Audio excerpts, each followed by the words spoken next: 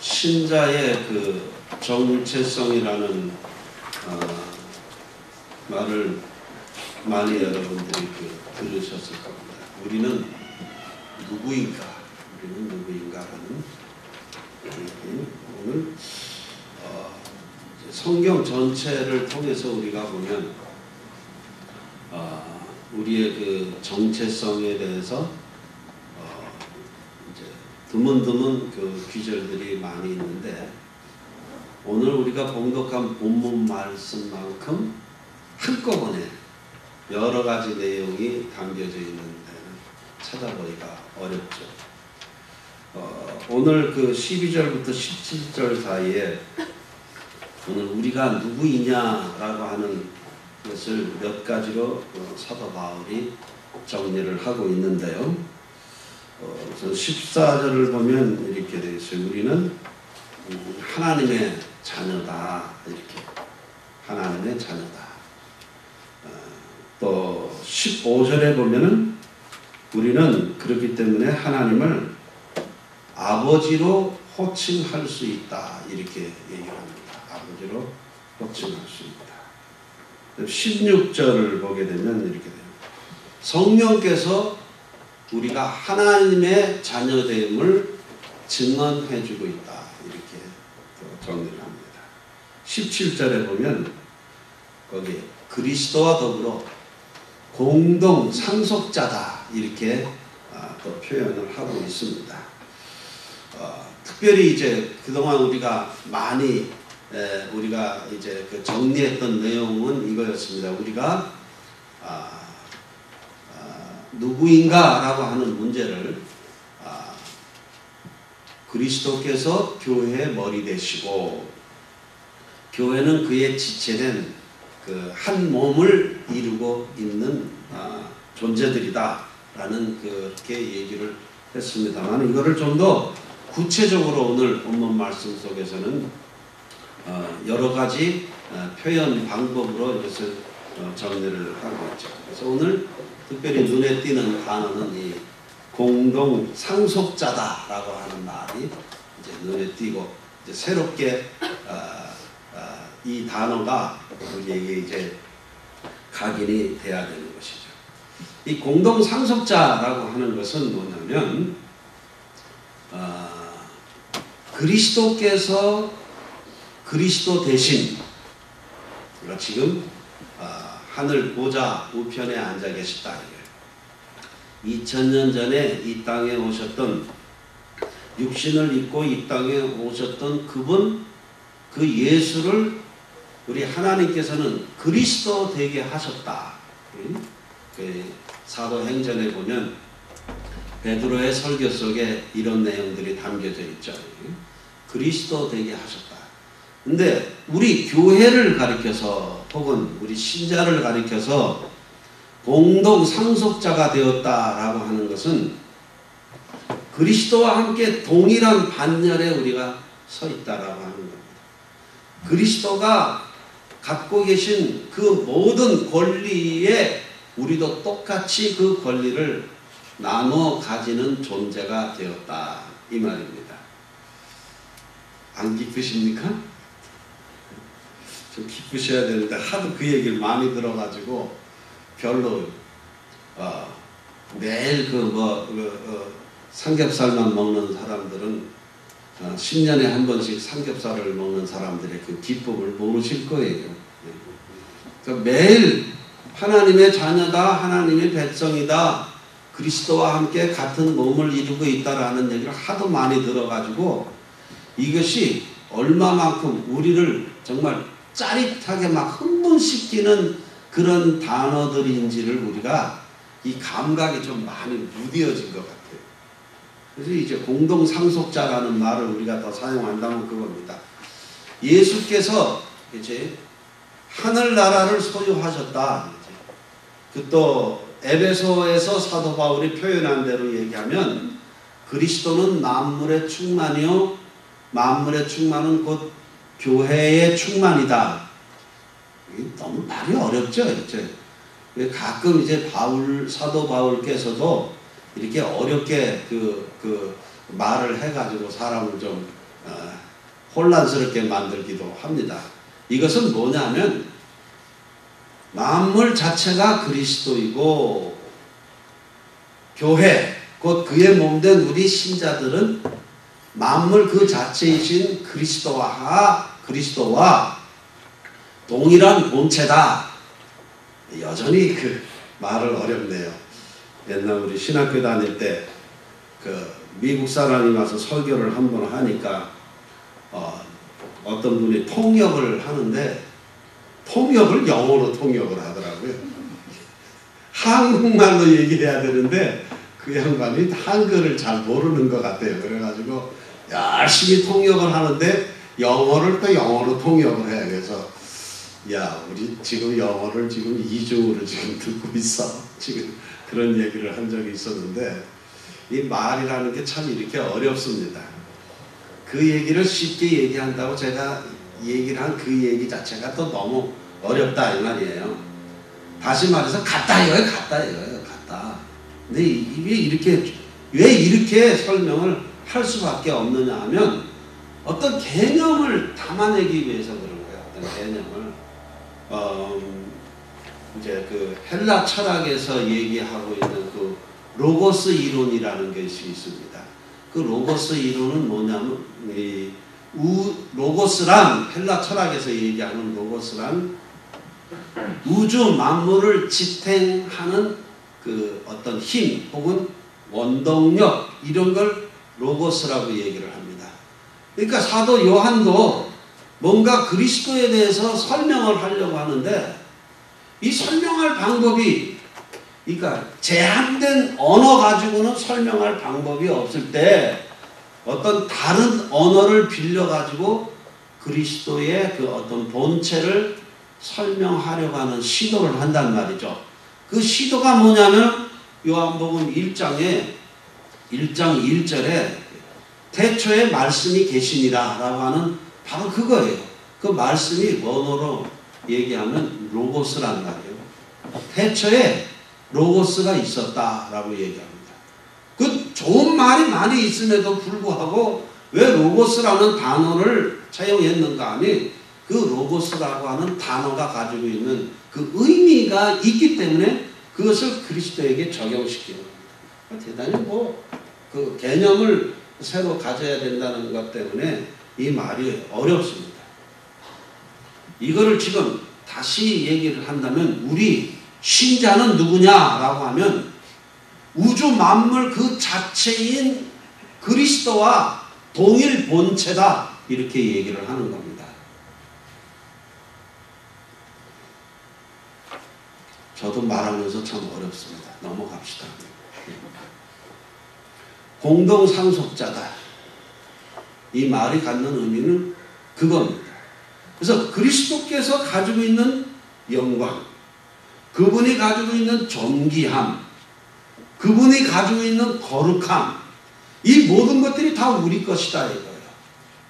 과거의 우리들의 모습을 살펴보면 본질상 진노의 자녀였다, 죄인이었다라는 그런 표현들이 있지 않습니까? 아주 비천한 사람들이었다, 용서받지 못할 악한 존재였다. 이런 존재들이 변하여 어떻게 됐는가 하니 그리스도께서 가지고 있는 그 고상하고 아름다운 그 본질을 우리도 같이 공유를 했다. 뿐만 아니라 이제 그리스도께서 하늘나라를 상속받았는데 우리도 그분과 함께 공동 상속자로서 하늘나라를 우리가 소유하는 사람이 되었다라고 하는 겁니다.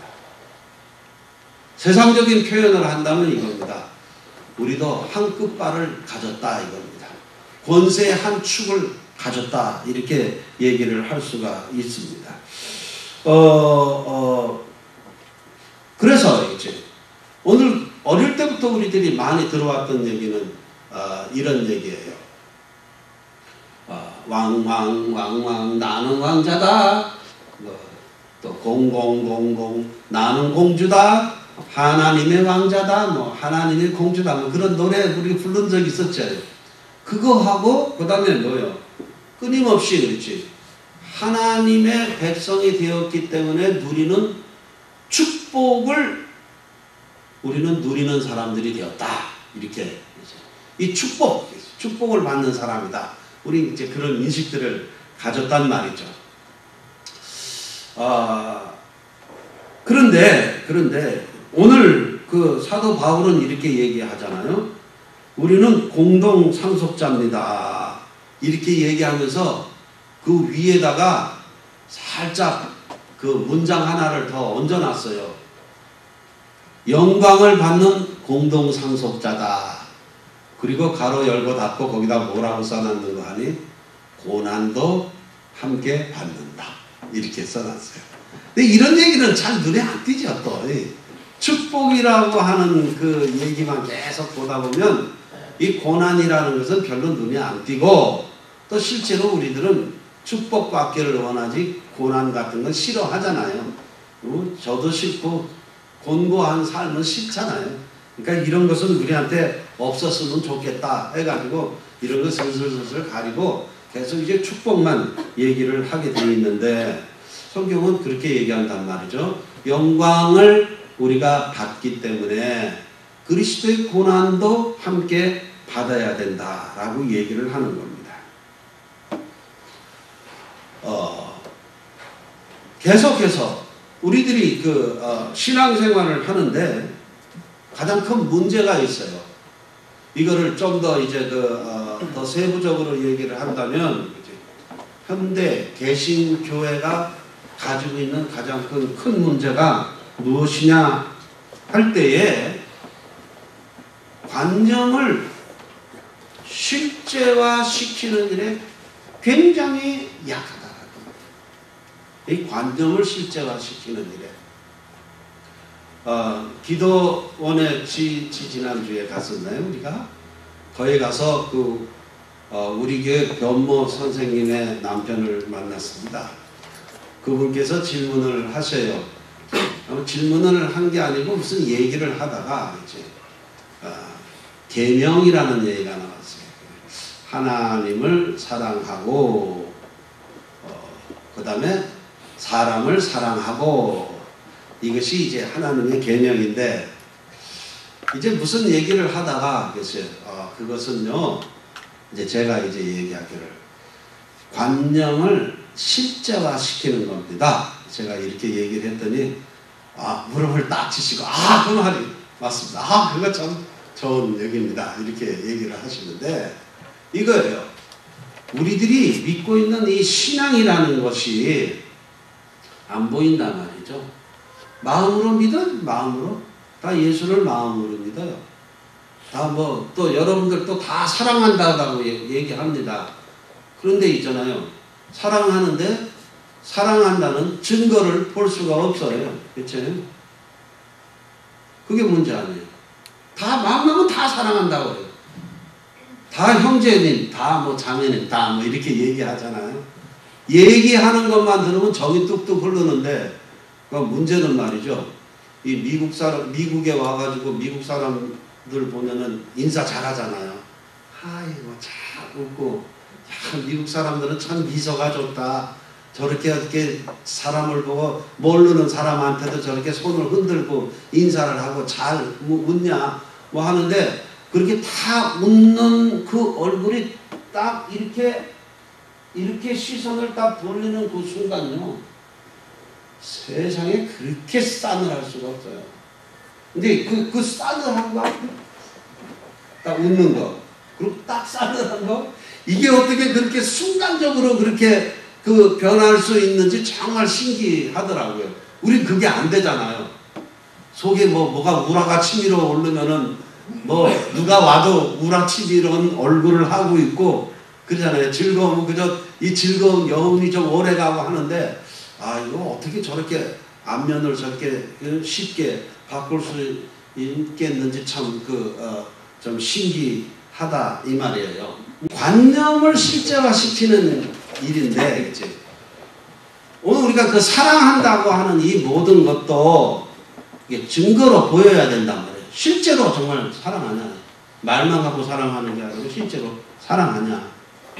우리가 하나님을 믿는다고 하는 것도 믿습니다. 그 믿는다는 그 증거가 보여야 된단 말이에요.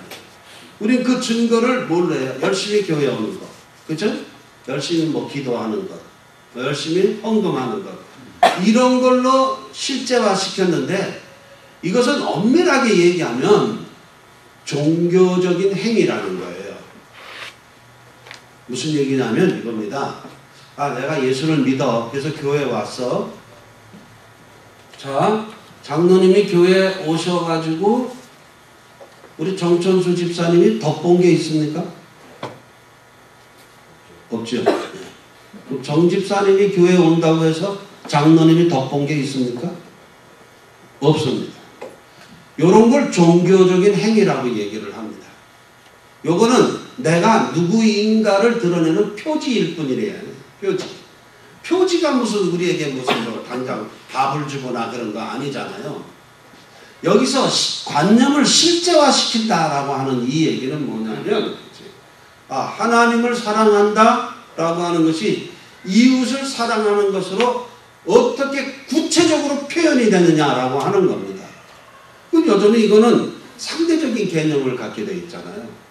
종교적인 행위는 혼자 하는 겁니다. 내가 기도를 아무리 열심히 하든 옆에 정천수 집사님하고는 아무 상관이 없어요. 그렇죠? 헌금한다고 해서 뭐 헌금을 빼가지고 정천수 집사님 주는 거 아니잖아요. 지금 실제 삶 속에서 우리가 우리의 구체적인 삶을 살아가는 데 있어서 우리는 종교적인 행위와 실제 살아가는 삶의 이 행위를 우리는 두 개를 동일시 여겨버린단 말이에요. 근데 이건 분리되어 있는 겁니다. 분리되어 있다고 해가지고 이것 따로 저것 따로 뭐 해야 된다는 것이 아니라 그 개념은 분리되어야 된다라고 하는 겁니다. 나의 종교적인 행위가 다른 사람에게 아무런 도움도 되지 못해요. 제가 고민하는 것 중에 제가 나이가 이제 환갑이 다 돼서 또 내 나이만큼 예수를 믿고 교회 생활을 했는데 그리고 그 중에 절반은 목회자로서 살았단 말이죠. 목회자로서 살면서 수없이 많은 설교를 많이 했어요. 설교 많이 했어요. 영적인 말씀을 줬다고 이제 그렇게 표현할 수 있잖아요. 근데 어느 날 갑자기 제가 그런 생각이 든 겁니다. 내가 수없이 많은 설교를 했는데 그것이 너무 공허한 메아리처럼 내가 그렇게 느껴지는 거예요. 내가 한 그 모든 것들이. 그 많은 설교들 중에 지극히 작은 부분이라도 내가 이것을 실천을 했느냐라고 하는 문제를 생각해 보니까 이건 완전히 실천하고는 아무 상관없이 계속 나는 입만 갖고 사는 거예요. 입만 갖고. 제가 한의학 공부를 꼭 하고 싶은데 왜냐면 사람들한테 침을 좀 놓고 싶어서요. 침 놓고 싶어서 한의학 배웠다 그러면 그것도 말이 좀 이상하네, 듣기에 따라서.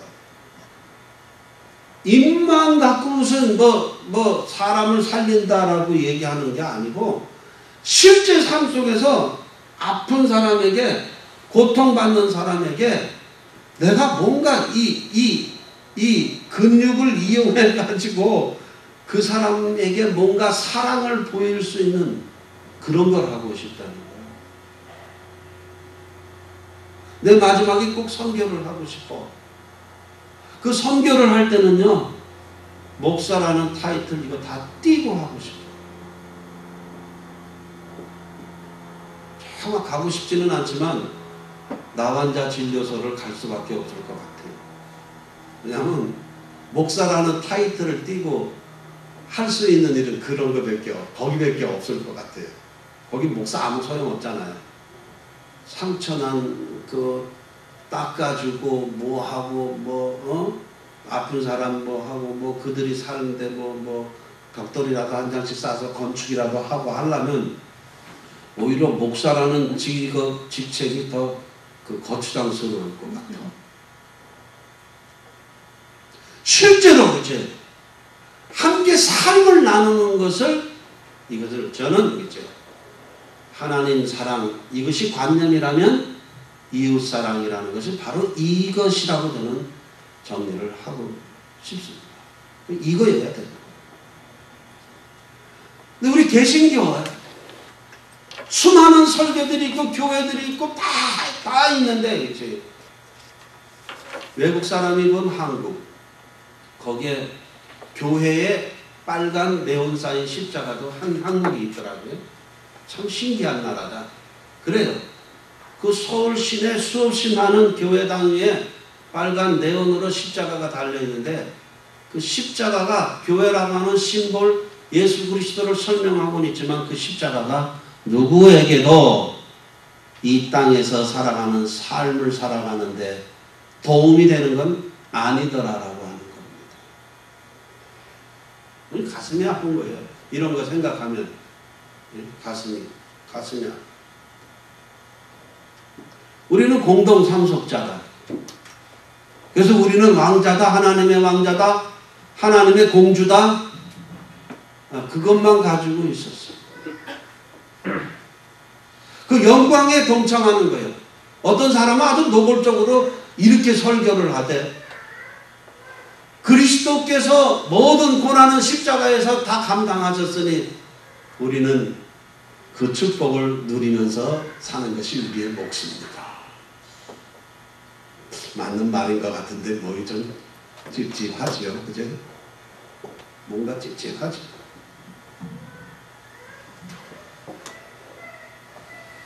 윤흥길이라고 하는 소설가가 쓴 소설 중에 단편 소설 중에 완장이라고 하는 소설이 있습니다. 잘 아시죠? 완장. 그 완장, 어떤 사람에게 이 저수지를 관리하는 그 완장을 딱 채워놨더니, 그러니까 거기서 이제 돈 내지 않고 고기를 잡는 건 불법이야. 그것을 이제 지키라고 그 완장을 채워줬는데, 나중에는 이 저수지의 주인이 와가지고 고기를 잡는데 그 주인까지 때려. 돈 안 내고 고기 잡는다. 뭐 그런 내용.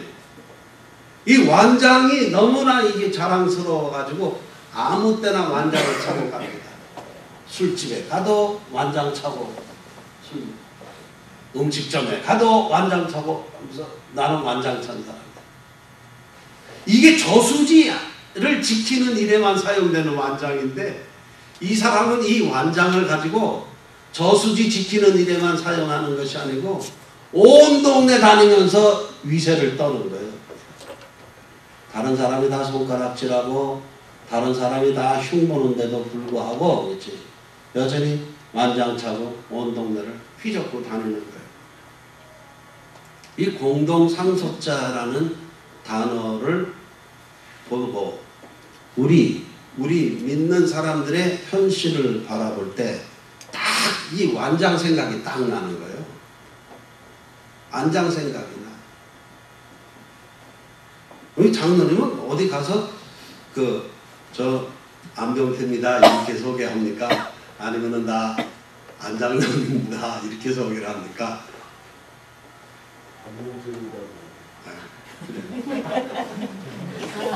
교회에서 장로죠, 그죠? 네. 이게 그 완장 타듯이 무슨 장로가 무슨 여기 특히 우리 이민 사회 속에서는 그러잖아요. 이게 무슨 소셜 오쿠페이션을 결정하는 무슨 레벨을 측정하는 기준 같아. 어?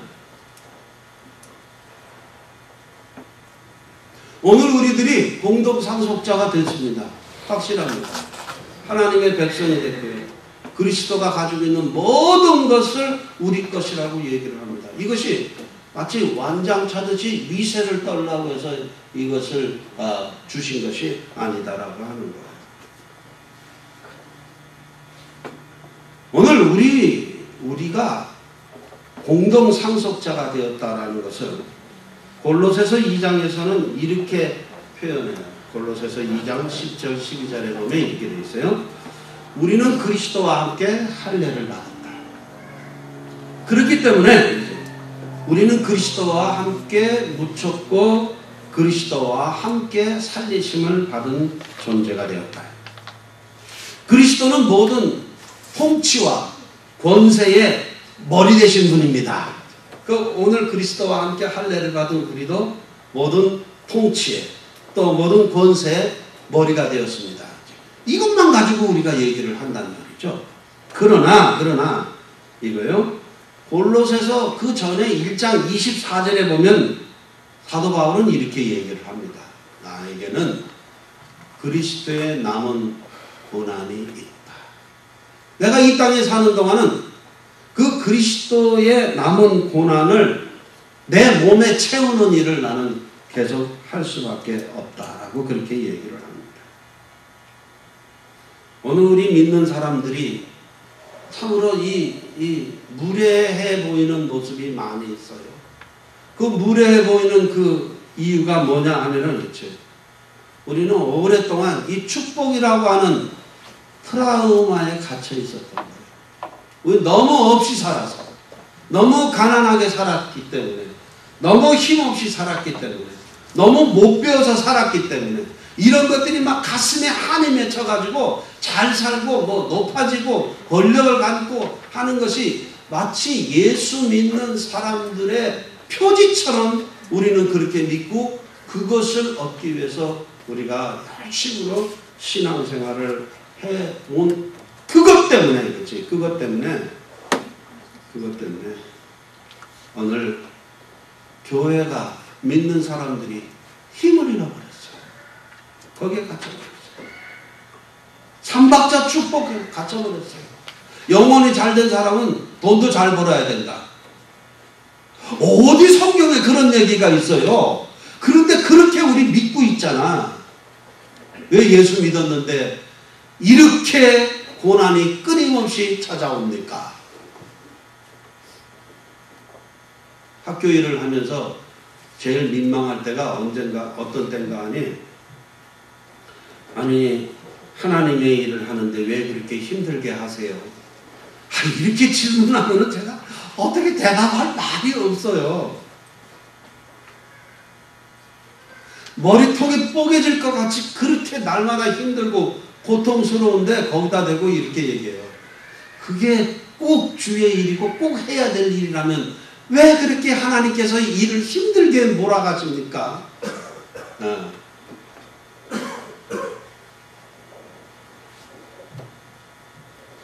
저도 잘 모르겠어요. 여전히 이런 부분에 대해서는 저도 자신 있게 대답을 못하는데 분명한 거는 나는 주의 일을 하고 있다라는 분명한 그 소신과 신념이 있음에도 불구하고 정말 힘들거든요. 그치? 던져버리고 포기하고 싶거든요. 근데 이런 말씀이 사실은 조금 위로가 되잖아요. 이건 그치. 누구는 그저 팔자가 좀 편하게 사는 팔자인가 보다. 나는 그 팔자가 그렇지 못한가 보다. 하나님도 하나님의 일을 해도 이렇게 하나님께서 팔자를 만들어 놓으셨나? 이거 목사가 공식적인 설교 시간에 할 수 없는 얘기를 지금 하고 앉아 있어요. 그러니까 너무 의미 있게 듣지 마세요. 살다 보면 이런 푸념을 한다 이거야. 푸념을. 그래서 이게 내 길인가 보다. 그러면서 이제 세상에 쉬운 일은 한 가지도 없네. 이제 그 얘기를 위로 삼아서 갑니다. 근데 사도 바울은 아주 그렇게 얘기해요. 내 생애 전체가 고난으로 시작해서 고난으로 끝났다라고 얘기하잖아요. 복음을 전하는 일에 한 번도 사도 바울에게 쉬운 일이 없었다라고 얘기를 합니다. 고린도 후서에 보면 그렇죠. 얼마나 내가 많이 굶었고 얼마나 많이 매맞고 얼마나 고생하고 얼마나 추웠고 얼마나 굶주렸고 그 얘기만 잔뜩 있어. 한 번도 거기서 내가 이럴 때 내가 유복했고 이때 밥을 시컷 먹었고 그런 얘기 하나도 없어. 그리스도의 고난, 남은 고난을 나는 내 몸에 채우는 일을 한다. 이렇게 얘기를 한단 말이죠. 수고하고 애쓴 것밖에 없다. 신자에게는 축복의 개념이 있습니다. 이 축복은 이겁니다. 신분이 가지고 있는 영광을 누린다와 함께 그 그리스도의 사역에 능동적으로 우리가 함께 참여해야 된다는 것도 이것도 큰 축복의 한 가지라고. 축복의 한 가지. 그런 얘기 많이 들어요. 그 힘든 거 왜 그렇게 하냐? 그럴 때 저는 정말 진심으로 이렇게 얘기를 해요. 제가 배우기를 제대로 배웠습니까? 아니면 뭐 유복하게 자라기를 했습니까? 뭐 사람됨이 뭐 인격적으로 훌륭하기를 합니까? 그런데 이런 인생이 말입니다. 그래도 예수 믿고 목사가 됐다는 그것 가지고 이렇게 일을 할 수 있어서 저는 그것 자체가 너무 저는 감사해요. 이건 저는 진심으로 얘기해요. 정말 감사해요. 힘듭니다. 날마다의 순간순간마다 너무 힘들지만은 그러나 이 힘든 것도 이것이 기쁨으로 온다. 왜냐하면은 이건 옛날에 나는 상상도 할 수 없었고 옛날에 나는 감당할 수 없었던 일이라고 포기했던 일들을 하나님께서 이 일을 나를 통해서 이루어가고 있는데 이 이상 더 큰 축복이 어디 있는가. 얼마나 이것이 감사한 일이에요. 가끔 사람들이 와서 얘기합니다. 목사님이 하고 있는 이 일을 통해서 우리가 얼마나 많은 혜택을 받고 있는지 모릅니다. 고맙습니다. 뭐 제가 준 혜택은 아닌데요. 저한테 고맙다고 감사하다고 얘기를 해서 예, 감사합니다. 뭐 저도 그렇게 얘기를 합니다. 나는 그럼 뭐 그런 위로도 있고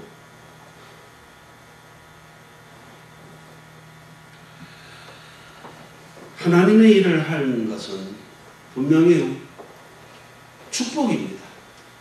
본질상 진노의 자녀였던 우리들이었습니다. 아무런 의식도 목적도 없이 살아가던 그런 무지렁이 인생들에게 존귀함이 뭔지를 알게 하시고 거룩함이 뭔지를 알게 하시고 영광된다고 하는 것이 뭔지를 깨닫게 하시고 그 일에 우리를 참여케 하신 하나님의 은혜가 그것이 축복입니다. 그래서 때로는 내가 가는 길이 이제 앞이 끝이 보이지 않는 그 고통으로 계속되는 길이라 할지라도 오늘 이 길을 가게 하신 하나님의 은혜가 있어서 오늘 나는 이 길을 갑니다라고 하는 그 길을 우리는 뚜벅뚜벅 가고 있는 거예요. 그냥 가고 있는 것 뿐입니다. 감사한 것. 일을 맡기셨다.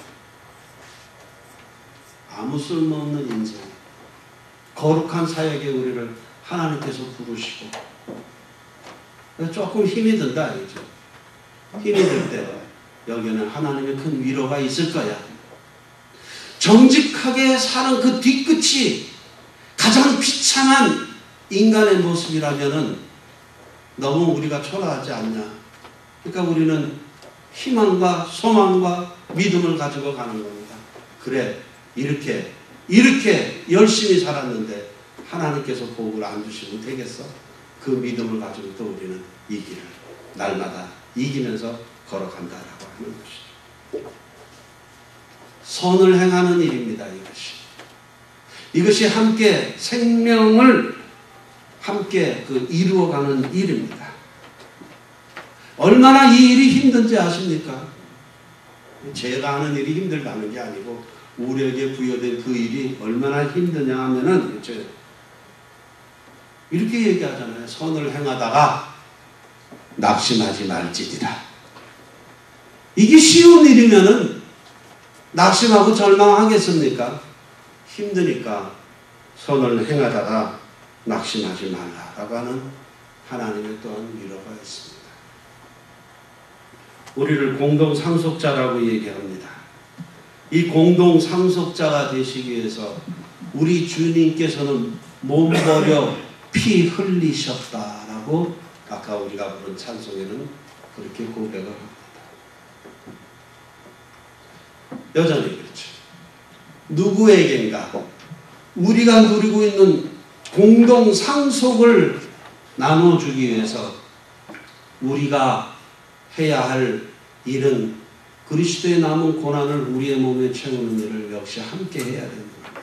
이것은 그리스도께서 우리에게 말씀하신 것처럼 내가 너를 위하여 몸 버리고 피 흘렸다. 이것이 우리의 고백 속에도 나와야 된다라고. 우리 옆에 있는 사람을 위해서, 내 뒤에 오는 사람들을 위해서 몸 버려 피 흘리는 동일한 고난에 우리가 동참하지 않으면 이를 함께 이루어갈 수 없다라고 하는 것입니다. 공동상속자 행복하죠. 축복입니다. 그러나 거기에는 희생과 헌신, 고난이라는 것이 함께 뒤따른다는 것을 이상히 여기지 마시고 때로는 주의 일을 하다가 힘들 때도 결코 낙심하거나 좌절하지 않았으면 좋겠습니다.